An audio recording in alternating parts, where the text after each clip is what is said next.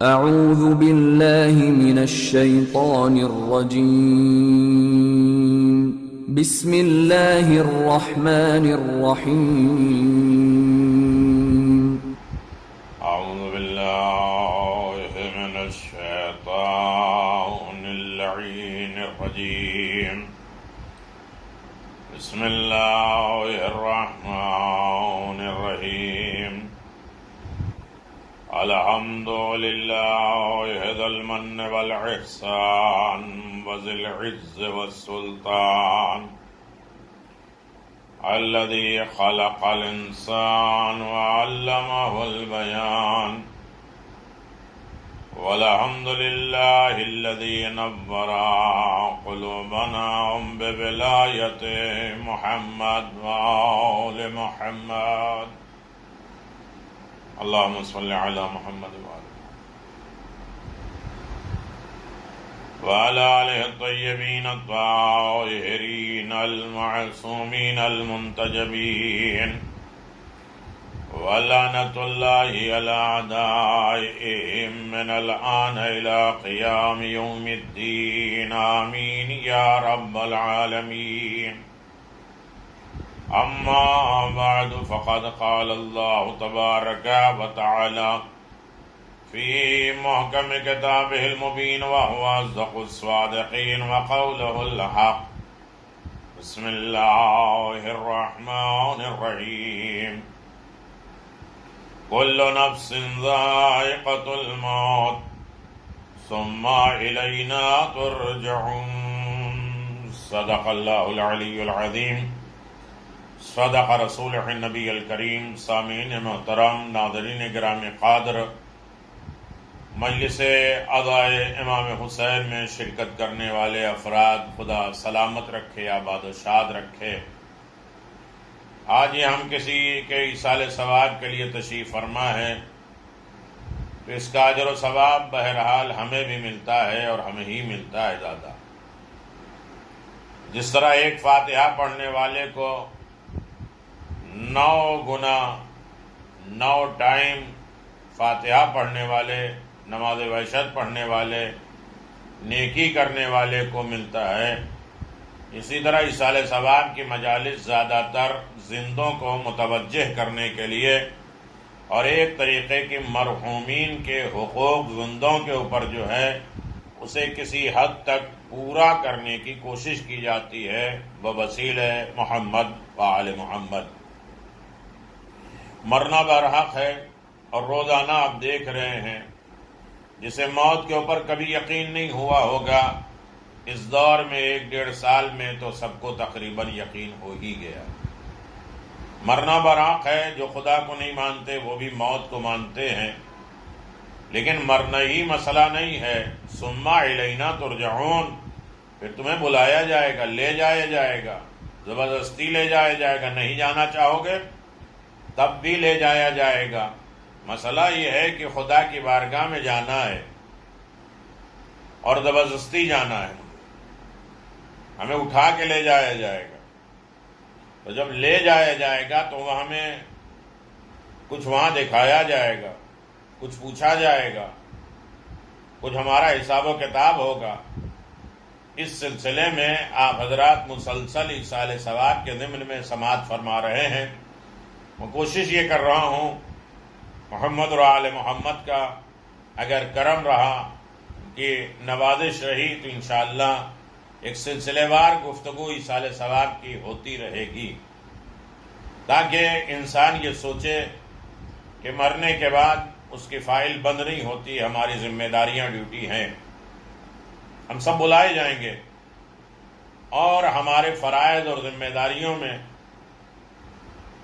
صرف خود غرضی نہیں ہے، اپنے آپ کو سجا لینا، سنوار لینا یا اپنی عبادت کر لینا، نماز روزہ مجلس ماتم کر لینا، یہی انسانیت نہیں ہے جب تک دوسرے کا خیال نہ ہو۔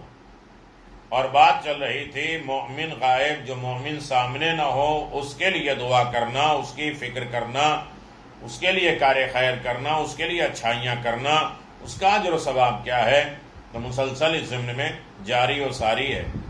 آج 5 بجے شام کی مجلس میں بھی اشارہ کیا گیا تھا، پہلے فضیلت شب جمعہ کے احکام، اعمال، اطوار، آداب، طریقے، مردوں کو ہدیہ، یہ ساری چیزیں اس میں بیان کی گئی تھی، اور اس کے بعد مومن جو سامنے نہ ہو اس کے لیے دعا کرنا۔ آج جو ہمارے درمیان تھا یا تھیں ماں باپ، رشتہ دار، قرابت دار، وہ اب ہمارے درمیان میں نہیں ہیں، تو ہماری نگاہوں کے سامنے نہیں ہیں۔ یہ تو آل محمد کا کرم ہے کہ ہمارے سورہ فاتحہ، دعا، مجلس یہ ذریعہ اور وسیلہ بن جاتا ہے ان کی قبر کو روشن کرنے کے لیے۔ یہ محمد اور آل محمد کی کرم نوازی ہے، اور ان کے دست مبارک کی برکت اور لطافت ہے، جس کی وجہ سے ان کی قبروں تک پہنچتا ہے اور انہیں اجر و ثواب ملتا ہے۔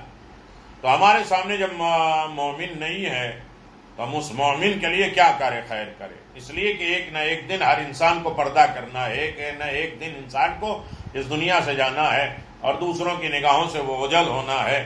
تو ایک دوسرے کے فرائض اور ذمہ داریوں میں سے کیا ہے، میں مسلسل اس کو بیان کرتا آ رہا ہوں۔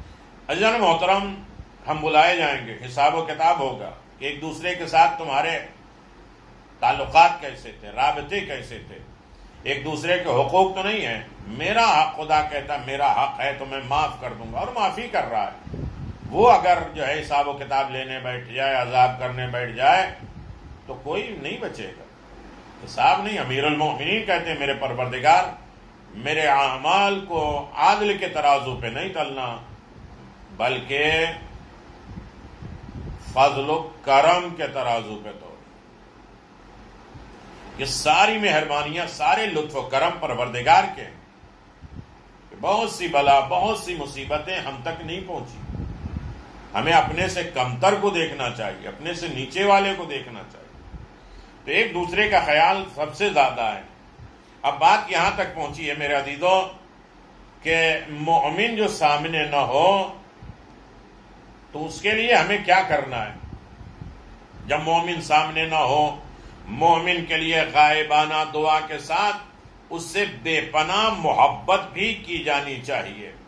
یہ ہمارے مرنے والا چلا گیا اس دنیا میں، اس کا مطلب ہی نہیں کہ ہمارے تعلقات ختم ہو گئے۔ ہمارے محبت کا سلسلہ اس پر جاری ہے کہ وہ قبر کی کس کنڈیشن میں ہے، کیا عالم ہے، کیا دشواریاں ہیں۔ جب ہم بیڈ شیٹ پہ لٹاتے تھے تو اچھی بیڈ شیٹ، اچھا کمرہ، اچھی دوا، اچھے ڈاکٹر، اچھے طریقے سے طبیب، یہ سارے اچھے کھانے کا اہتمام کرتے تھے اپنے ماں باپ۔ کیا وہ رشتہ ختم ہو گیا؟ آج محبت کے تقاضے میں ان کی قبر کی تنہائی اور حساب و کتاب کی منزلوں پر ہمیں غور کرنا ہے، اور ان کے لیے غائبانہ وہ سامنے نہیں ہے تو ان کے لیے دعا بھی کرنا ہے، اور ان سے بے پناہ محبت بھی کی جانی چاہیے۔ اس محبت کا اثر کیا ہے؟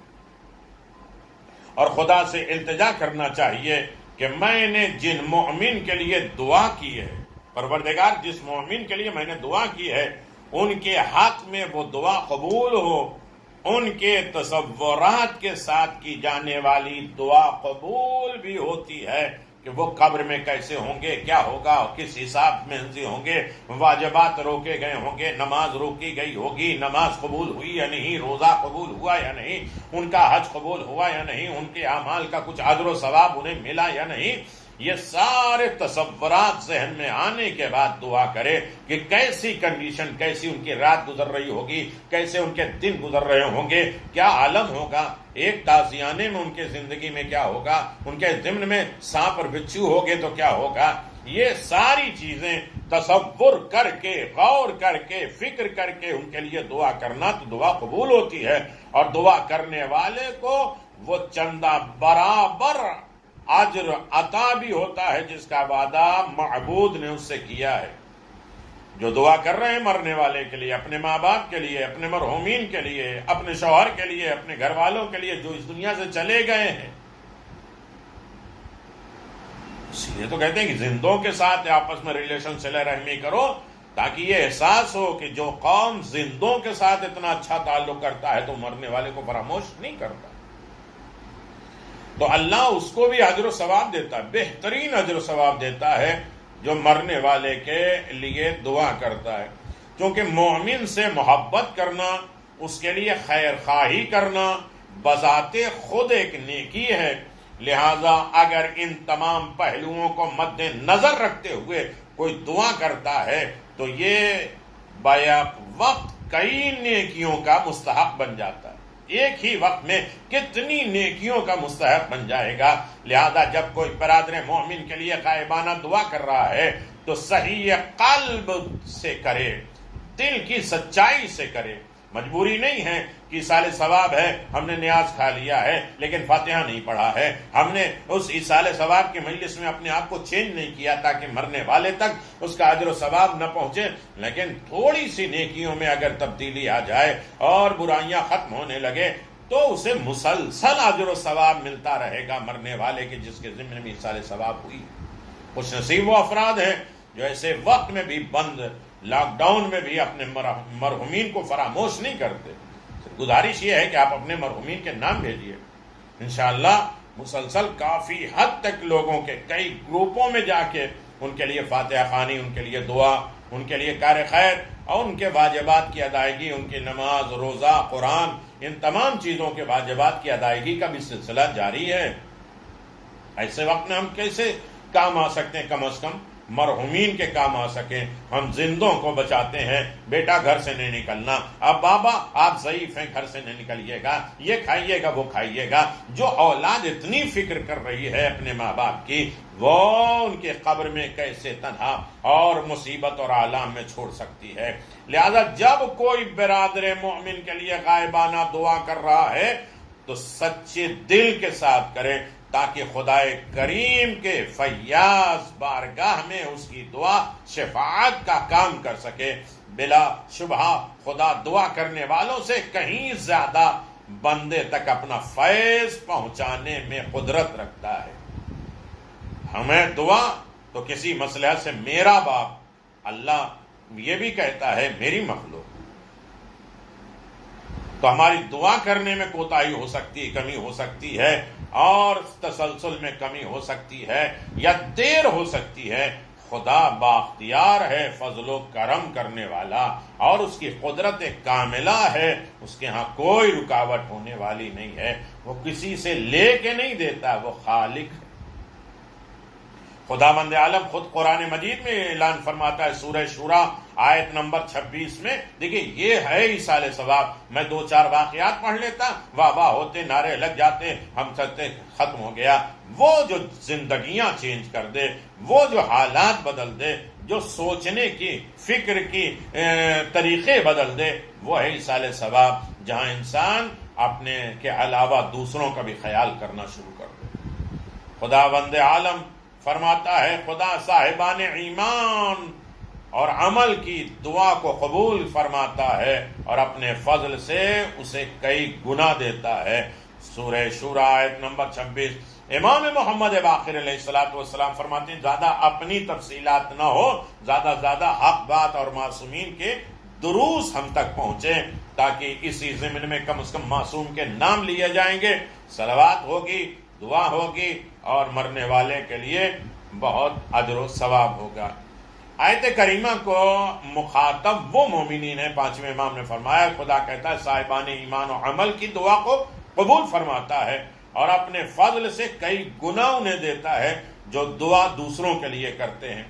امام فرماتے ہیں کہ اس میں جو خطاب ہے وہ مومن ہیں جو برادر مومن کے لیے غائبانہ دعا کرتے ہیں۔ مومن سامنے نہیں ہے، اس کے پیٹھ پیچھے اس کے لیے دعا کرتے ہیں۔ ان سے فرشتے الہی خطاب کرتا ہے کہ اے راہ محبت، تم نے اس کے لیے دعا جو کی ہے، خدا تمہاری بھی دعا قبول کرتا ہے اور وہی عطا کرتا ہے۔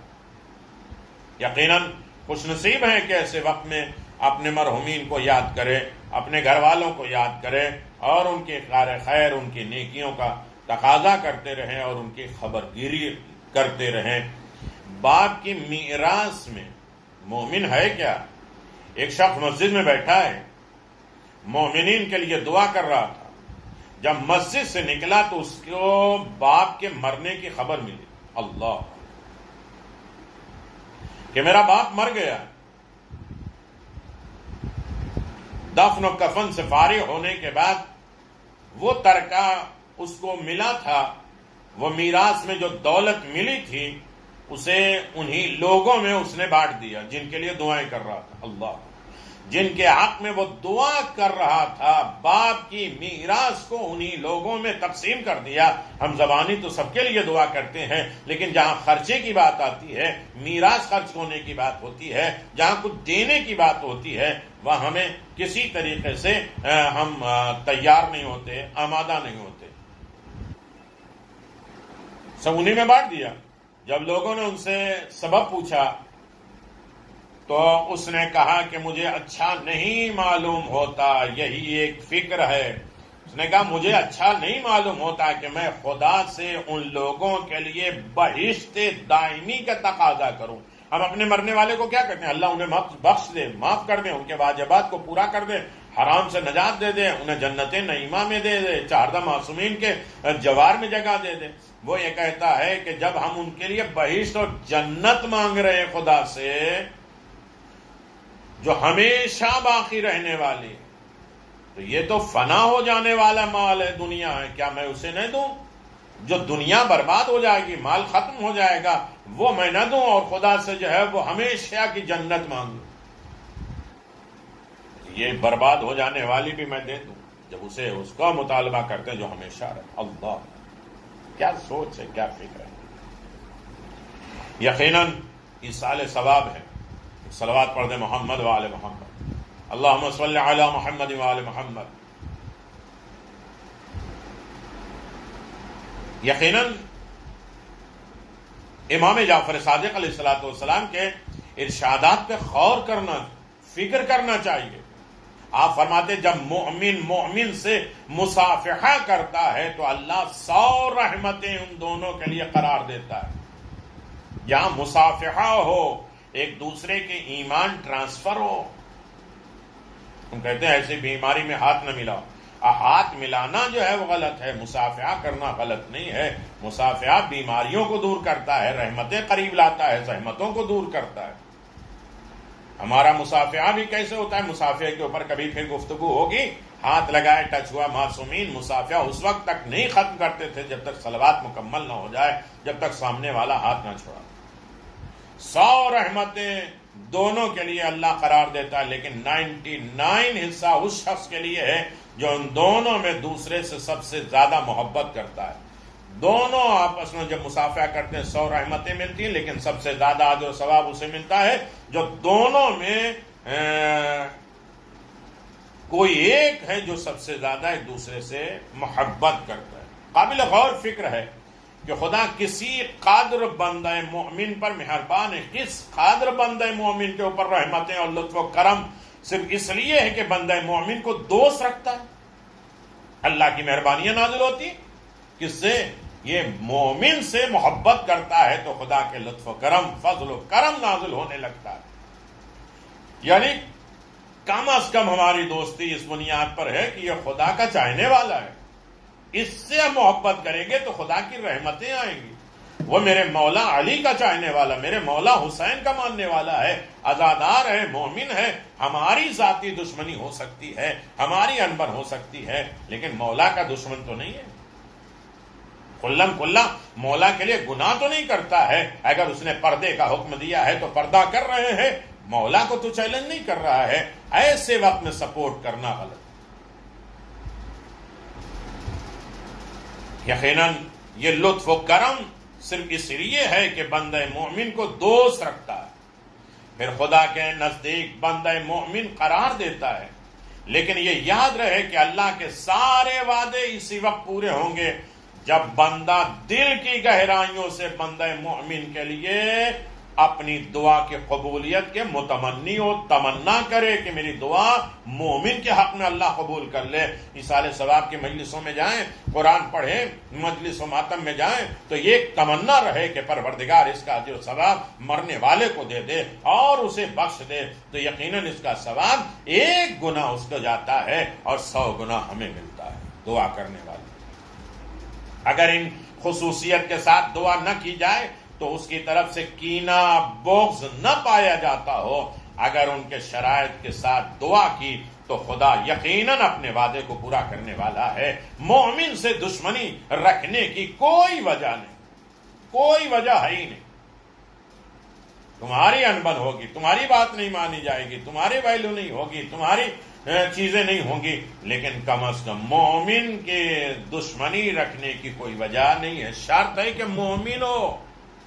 مومن دشمن کے مقابل میں اس کے مددگار ہے، دین کی راہ میں اس کا ہم سفر ہے، خدا والوں میں سے یہ بھی دوستی رکھتا ہے اور خدا کے دشمنوں سے یہ بھی بیزار ہوتا ہے. یقیناً ایصال ثواب ہے اور مرنے والے کی طرف سے اجر و ثواب ملتا ہے کہ میری اولاد مجھے دولت بھیج رہے ہیں اور قبر کے لیے چراغ بھیج رہے ہیں، بخشش کا ذریعہ بھیج رہے ہیں، نجات کے اسباب فراہم کیے جا رہے ہیں.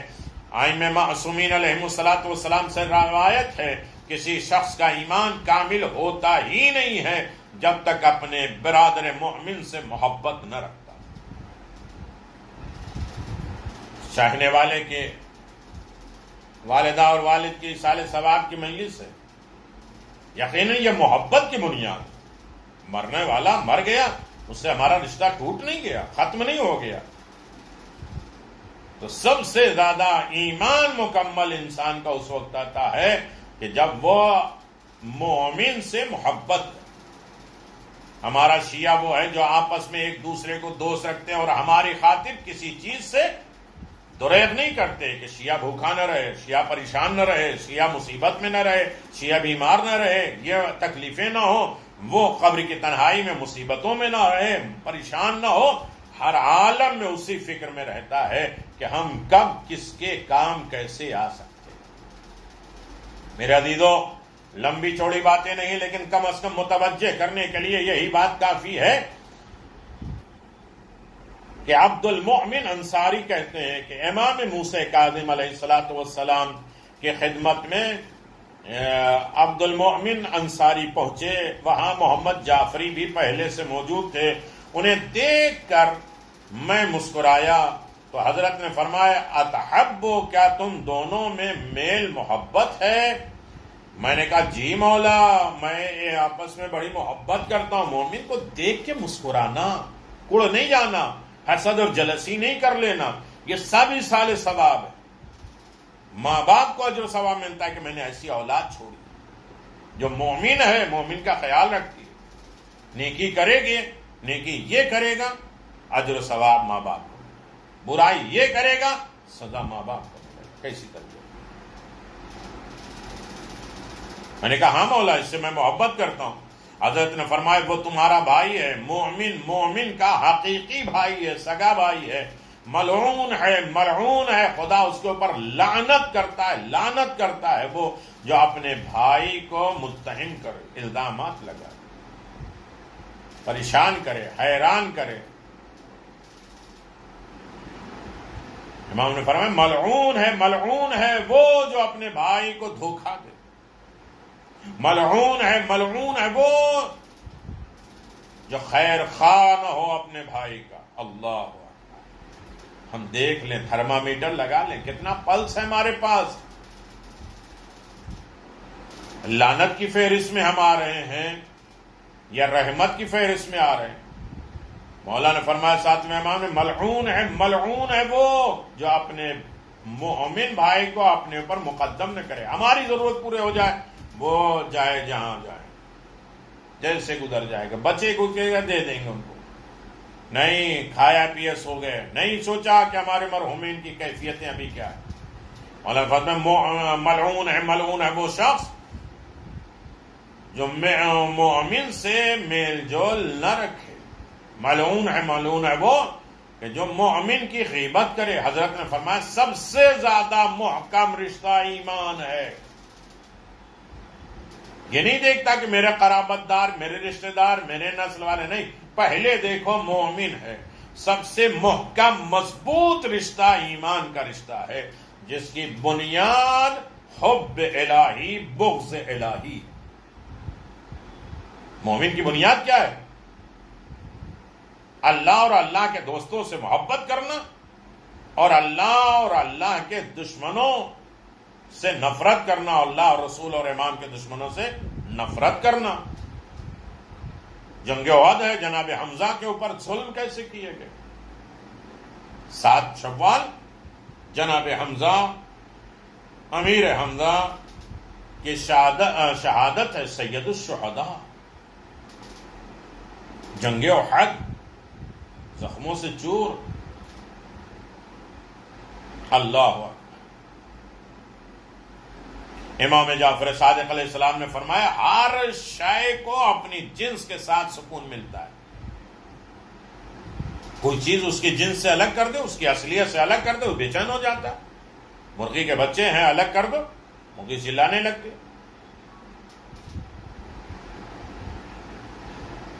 دہی دودھ میں، نیبو دودھ میں جو جس جنس کا ہے اسی میں اس کو سکون ملتا ہے. مومن کو مومن کے ساتھ اسی طرح سکون ملتا ہے جیسے پیون کو اپنے ہم جنس سے ملتا ہے. ایک جیسے سلائی رفو کر دیا، ایک ساتھ ہو گیا. اسی طرح مومن کو سکون ملتا ہے مومن کے ساتھ. اللہ اکبر. یقیناً ہر عالم میں مومن کو انسان یاد کرے، مومن کے لیے جیے. آخری ایک حدیث میں بیان کر کے آگے بڑھ جاؤں. مومن مومن کا بھائی ہے، اس کی آنکھ اس کے لیے آئینہ ہے، اس کی غلطیوں کی نشاندہی کرنے والا اور اس کا رہنما ہے. نہ کبھی اس کو دھوکہ دیتا ہے، نہ کبھی خیانت کرتا ہے اور نہ ظلم کرتا ہے، نہ ہی غیبت اور دروغ بیانی کرتا ہے، جھوٹ بولتا ہے. اس لیے کہ مومن کے فرائض اور ذمہ داریوں میں سے اہم ترین ذمہ داری یہ ہے کہ انسان مومن کا خیال کرے. اللہ خوش نصیب ہے پھر میں کہوں کہ جو اپنے مرحومین کو یاد کر رہے ہیں، ان کی اولادیں انہیں یاد رکھیں گی اور ان کے اعمال انہیں ہمیشہ بخشش اور نجات کا ذریعہ بناتے رہیں گے. ابو عبداللہ علیہ السلام نے فرمایا، خداوند عالم نے حضرت موسیٰ علیہ السلام سے ایک وحی میں ارشاد فرمایا، اے موسیٰ، مجھے اپنے بندے مومن سے زیادہ اپنی مخلوق میں کوئی محبوب ہے ہی نہیں. میں کسی سے اتنی محبت نہیں کرتا اپنے بندے مومن سے زیادہ. میں اسے ایسی ہی مشکلات میں مبتلا کرتا ہوں جو اس کے لیے فائدے مند ہو، پھر اسے جو کچھ دیتا ہوں وہ بھی اس کے لیے بہتر ہوتا ہے. جس چیز سے محروم کرتا ہوں اس میں بھی اس کے لیے بھلائی ہے. ہم روتے ہیں کہ ہمارا رشتہ دار چلا گیا، لیکن مومن وہ ہوتا ہے جو خدا کی ذات پہ بھروسہ کرتا ہے کہ جو اللہ نے کیا وہ بہتر کیا ہے. اس مومن اور مومنہ کے لیے وہی بہتر تھا، اور اللہ بہتر کے علاوہ کچھ نہیں کرتا. کبھی محروم کر کے بہتر کرنا چاہتا ہے، کبھی عطا کر کے بہتر کرنا چاہتا ہے، لیکن وہ بہتر ہی بہتر کرنا چاہتا ہے.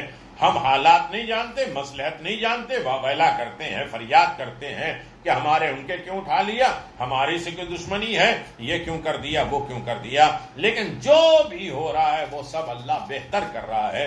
جب نوح کے زمانے میں اللہ نے قوم کو غرق کر دیا تو اللہ نے آواز دیا، نوح اب کیا ہے؟ کہا میرے پروردگار اب میں کیا کروں؟ کہا یہ کرو وہ کرو، برتن بناؤ اسے توڑو.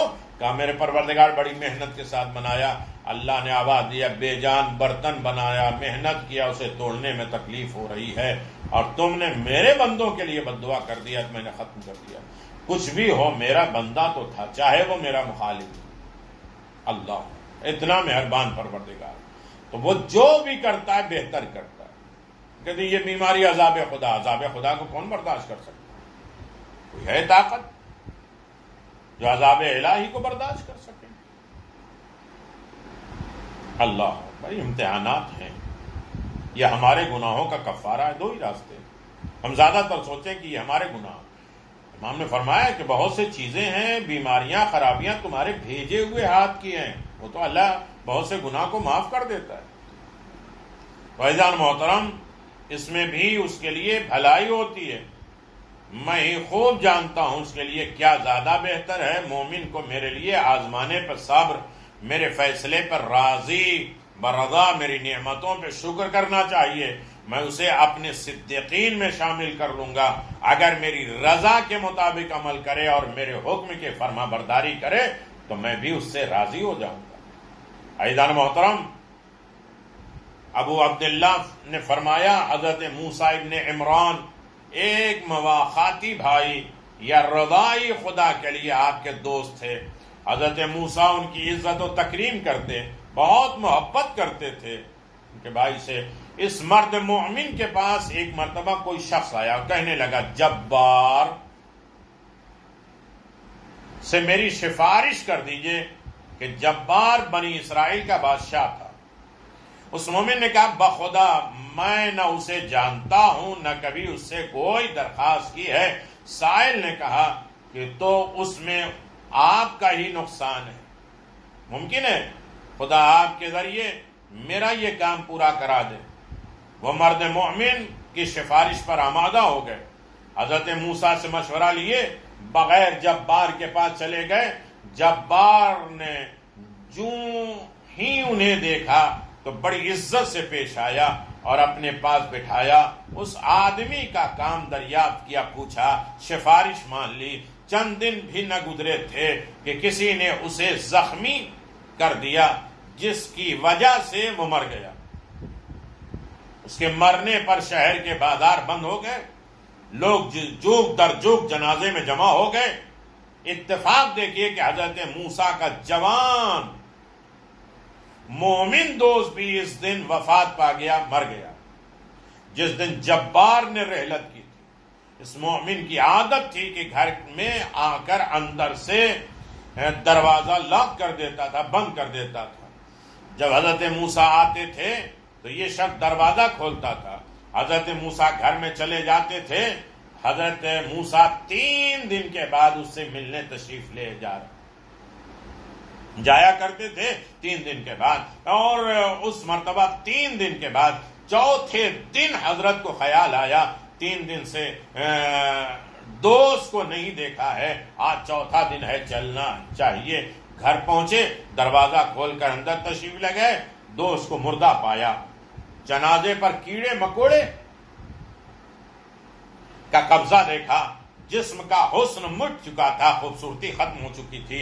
یہ دیکھ کر حضرت موسیٰ نے فریاد کی، پروردگار دشمن کے جنازے پر وہ مجمع، ایسی شان جبار کے جنازے پر، اور دوست کا یہ حال ہے، کیڑے مکوڑے کا قبضہ، جسم کی خوبصورتی مٹ چکی ہے۔ جواب ملا، موسیٰ میرے دوست نے اس سے ایک درخواست کی تھی، ایک بات کہی تھی کہ میں نے جبار کو مومن کی طرف سے بدلہ دیا ہے اور اس کے جنازے کی شان بڑھا دی۔ مجمع عظیم جمع ہوا تاکہ بندے مومن پر جبار کے احسان کا حق دنیا ہی میں ادا کر دیا جائے، دنیا ہی میں ادا کر دیا جائے۔ جب میرے پاس آئے تو کوئی ایسی نیکی نہ رہے جس کا صلہ وہاں مانگ سکے میں جنت دوں۔ مومن کے ساتھ اچھائی کرنے والا غلط گناہگار غیر مسلم ہی کیوں نہ ہو، اس کا اجر و ثواب یہی دے دیا جاتا۔ کہتے ہیں ارے مومن سے بہتر تو وہ ہے، وہ کسی مومن کے ساتھ ہمدردی کا نتیجہ ہوتا ہے۔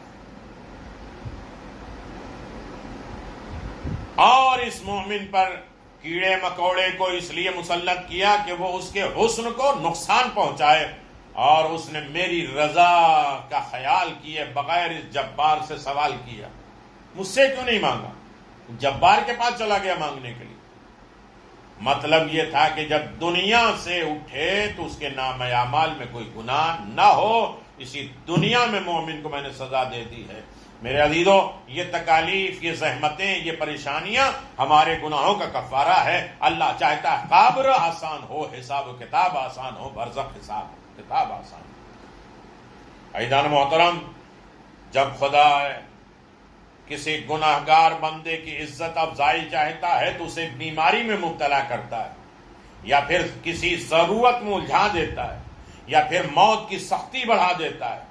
جب کسی انسان کے اعمال و کردار قابل سرزنش اور صدا ہوں مگر اس کا کوئی قابل تعریف انعام عمل میں بھی ہو، تو خدا اس کو جسمانی صحت عطا کرتا ہے اگر یہ نہیں ہے تو اس کے معاشی حالات کو بہتر بنا دیتا ہے، اگر یہ بھی نہیں کرتا ہے تو موت کی سختیوں کو کم کر دیتا ہے تاکہ آخرت میں یہ نہ مان سکے۔ اللہ اکبر۔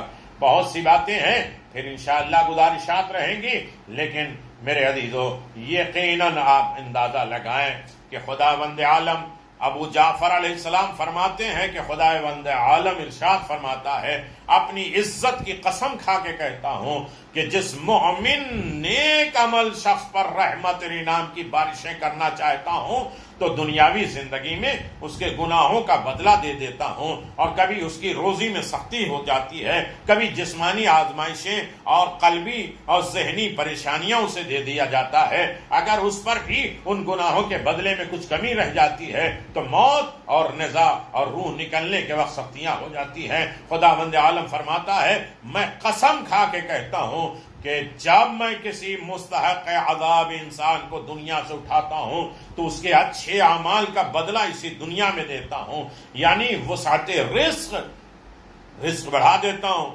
جسمانی صحت دے دیتا ہوں۔ آج دیکھیے کہ وہ کہتے ہیں کہ وہ تو خدا کے منکر ہیں، کیسے ان کے سکون میں رہ رہے ہیں، ان کے جسمانی صحت بھی ہے، اطمینان کے خاطر بھی ہے، پریشانیوں سے دوری بھی ہے، موت کے وقت آسانی بھی ہے۔ اصل میں آخرت میں اللہ کچھ نہیں دینا چاہتا ہے۔ میرے عزیزو گفتگو بہت طولانی ہے، سلسلے وار ایصال ثواب کے انشاءاللہ جاری و ساری رہے گا، اور اسی ضمن کو ہم آگے بڑھائیں گے۔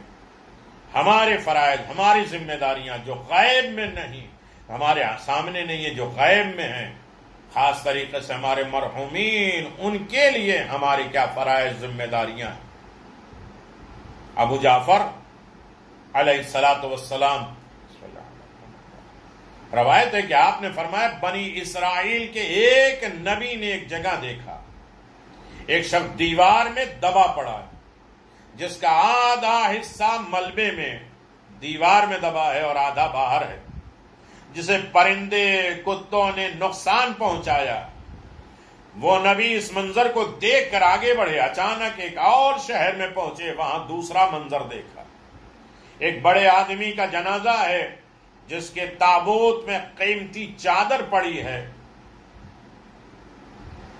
انگیٹھیاں جل رہی ہیں۔ یہ دیکھ کر نبی نے مناجات کی، پروردگار تو عادل حاکم منصف ہے، تو اپنے بندہ مومن موحد اللہ کو ایک ماننے والے بندے پر عذاب نہیں کرتا، مگر کیا راز ہے؟ ایک ایسے شخص جس کے ایک لمحے کے لیے شرک نہیں کیا، اس کی موت ایسی افسوسناک، اور یہ شخص جس نے کبھی ایمان قبول نہیں کیا، اس کی موت اس قدر قابل رشک۔ جواب ملا، ہاں میں منصف ہوں، انصاف کرنے والا۔ وہ شخص کچھ گناہ کر چکا ہے تو میں نے چاہا کہ اسے اسی موت دے دی جائے، جب میرے پاس آئے تو اس کے ذمے کوئی گناہ باقی نہ ہو، اور یہ بندہ کچھ نیکیاں کر چکا ہے، اس لیے صلہ میں ایسی موت دے کر میں میدان حشر میں آئے گا کہ انعام کا مستحق اور استحقاق اس کا باقی رہے گا۔ عزیزو یقیناً اجر و ثواب میں عالی بہتر ہے، ایصال ثواب کے ضمن میں باتیں ہوتی رہیں گی، لیکن یقیناً ایصال ثواب کیسی دعائیں، مناجات ہمیں تحفے کے طور پہ دیا ہے، جب ہم نہیں تھے، نسل در نسل نہیں تھے، اور امام نے نسلوں تک وہ تحفہ امام زین العابدین صحیفہ کاملہ کے ذریعے دی۔ اے میرے پروردگار، میں اتنا روں تاکہ میری پلکیں چھڑ جائیں، چوتھے امام کہتے ہیں، اور اتنا چیخوں کی آواز میری پھٹ جائے، اور اتنا قیام کروں کہ میرے دونوں گھٹنوں میں ورم آ جائے، اور اتنا رکوع کروں کہ ایک ایک ہڈی پشت سے لگ جائے، مل جائے، اتنے سجدے کروں کہ دونوں حلقے چشم میرے باہر آ جائے، اور خاک پھانک کر پوری عمر بسر کروں، بد مزہ پانی آخری زمانے تک پیوں، اور اتنی مدت تک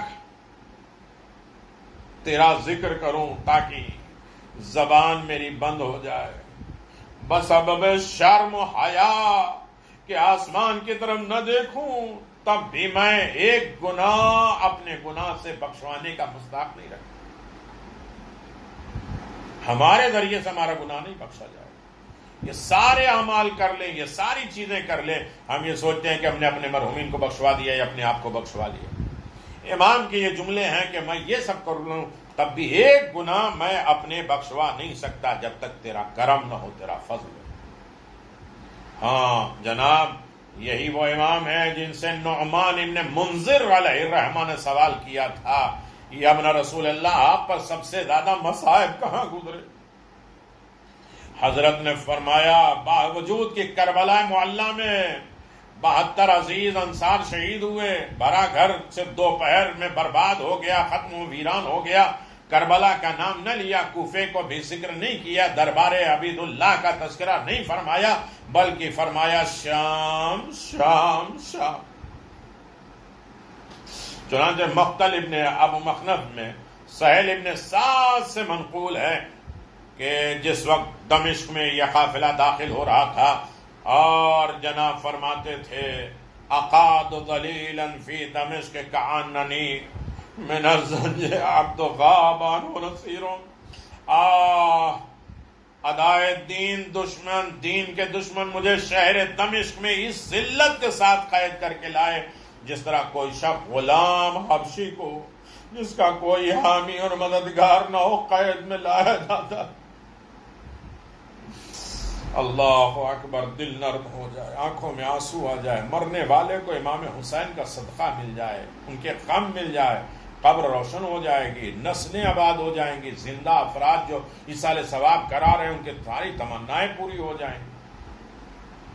مولا فرماتے ہیں وجد رسول اللہ فی کل مشہد وشیخ امیر المؤمنین امیرو، باوجود یہ کہ تمام لوگ جانتے ہیں کہ میرے جد امجد رسول خدا ہے علی مرتضی،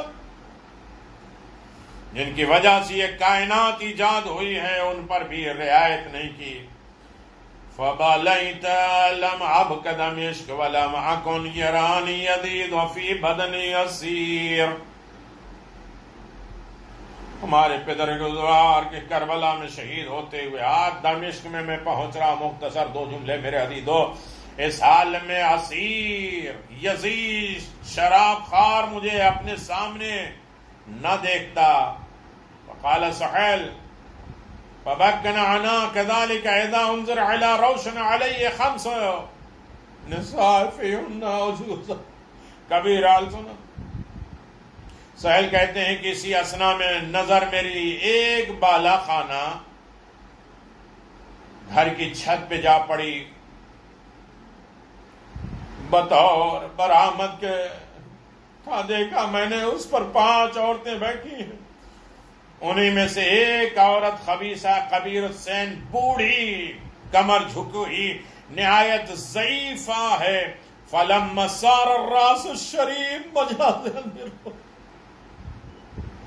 جب سر اطہر، جب امام حسین کا سر اس کے گھر کے قریب پہنچا تو وہ خبیث عورت نے پتھر اٹھانے کی جھکی اور ایک پتھر ہاتھ میں اٹھا کے زور سے امام حسین کے سر کی طرف مارا۔ امام حسین اللہ اکبر پھینکا، آئے صدمہ سے اس پتھر کے چہرے نورانی سے حضرت کا زخمی ہونا۔ اللہ اکبر۔ قال سہیل فلما رأيت ذلك لطمت وجهه وقلت اللهم بحق نبيك محمد المصطفى وعليك هذا الملعون۔ دیکھیے دعا کیسے قبول ہوتی ہے۔ سہیل کہتے ہیں میں نے دیکھا اس ظلم و ستم کے، میں بےتاب ہو گیا، میں نے اپنے منہ پر ہاتھ مارا، رویا، درگاہ خداوندی میں دعا کی بار الہا حق محمد مصطفیٰ ابھی اس خبیث ظالمہ کو ان کے ساتھیوں کے ساتھ واصل جہنم کر دے۔ ارے قال فواللہ ما تم دعائی لقد رأيت عن ذلك والروش سقط الحلقة تلك الملعونة ومن معاه من تحت فسجد شکر للہ۔ سہیل کہتے ہیں ظالم بخدا بھی ابھی میری دعا ختم نہیں ہوئی تھی کہ اچانک برآمدہ گرا اور وہ ملعونہ اپنی ساری عورتوں کے ساتھ ہمراہ اور اسی میں دب گئی، اور اشقیا اسی نیچے بالائے خانہ میں دب گئی، آگ لگ گئی، اس وقت ہلاک ہو گئی۔ پس میں نے شکر کا سجدہ کیا اور اس دعا میں سجدہ باری میں مشغول ہوا، اور وہ لوگ ماں سرحائے شہداء سیروں کے آگے بڑھ گئے۔ ہاں میرے عزیزو، ایسے وقت میں بھی دعا مانگی، جو آل محمد کے ساتھ ہمدردی کرے، دعا مانگے تو اللہ ان دعاؤں کو قبول کرتا ہے۔ کیا مظالم تھے، اسیر ہو کے سید سجاد جا رہے ہیں، پھر بھی لوگ آتے ہیں دعا مانگنے کے لیے۔ امام حسین نے بھی ایسے عالم میں لوگوں کی زندگیاں آباد کی، دولتیں دی، سرمایہ دیا، کہا بحق الحسین ساری دعائیں قبول ہوتی ہیں۔ الا لعنت اللہ علی قوم الظالمین سیعلم الذین ظلموا ای منقلب ینقلبون انا للہ و انا الیہ راجعون ردا بقضائہ و تسلیما لعمرہ۔ پروردگار ہمارے اس خلیل سے عبادت کو قبول فرما، پروردگار اسے خلیل نہیں بلکہ کثیر میں شمار فرما، غم حسین کی دولت عطا فرما، تمام فتنے آفات اور بلاؤں سے ہمیں نجات عطا فرما، اور مسائل مشکلات سے ہمیں بچنے کی دولت عطا فرما، ہمیں اپنے مرحومین کو یاد کرنے، اپنے زندوں کی حفاظت کرنے کی توفیق عطا فرما، زیارت ائمہ معصومین علیہم السلام عطا فرما، حسین غریب کی قبر مقدس کی زیارت فرما، ہمارے امام زمان کو ہم سے راضی فرما، غیبت امام میں جو ہمارے فرائض ذمہ داری اسے پورا فرما۔ سننے والے تمام لوگ اپنے مرحومین کے ایصال ثواب کے لیے اپنے نام بھیجیں۔ کوئی مطالبہ نہیں ہے، لیکن کم از کم اس ضمن میں کچھ نیکیاں پھیل جائیں گی، بڑھ جائیں گی، اس میں زندوں کے لیے بھی فائدہ مند ہے اور مرنے والوں کے لیے بھی فائدہ مند ہے۔ بار بار یہ سلسلہ جاری رکھے تاکہ ہم بھی تھوڑے سے نیکیوں کے وقت اپنا کام وقت گزاریں، اور آپ بھی تھوڑا سا ایسے وقت میں نیکیوں میں شامل ہوں۔ آپ حضرات سے گزارش ہے کہ ایک مرتبہ محبوب بھائی کے طرف سے یہ مجلس ہے، اور ایک مومنہ کی طرف سے مجلس ہے، اور مومنہ کی طرف سے مجلس ہے، شب جمعہ ہے، جو کل سے جو نام آئے ہیں اسے میں پھر دوبارہ 5 بجے کے مجلس میں بھی میں نے کہا، اس مرتبہ بھی میں کہہ رہا ہوں کہ آپ حضرات سے گزارش ہے، ریکویسٹ ہے، معصومین کا واسطہ دے کے ان مرحومین خاص طور سے مرحومہ اور زندوں کے لیے دعائے خیر کر دیں، انشاءاللہ اللہ ان کو صاحب اجر و ثواب دے۔ کنیز بانو بنت اعجاز حسین، رسول باندی بنت اعجاز حسین کے لیے سورہ فاتحہ، اور سید صابر حسین ابن سید سیف الدین، مرزا علی حسین ابن مرزا محمد باقر، مرحومہ سیدہ مہدی بیگم، مرحومہ شیرین بیگم، مرحوم سید محبوب اصغر، مرحوم مرزا امین حیدر، اور بند حسن ابن مختار احمد، محسنہ بانو بنت ممتاز حسین، اور کل مرحومین مومنین مومنات کے لیے سورہ مبارکۃ الفاتحہ۔ اللہم صلی اللہ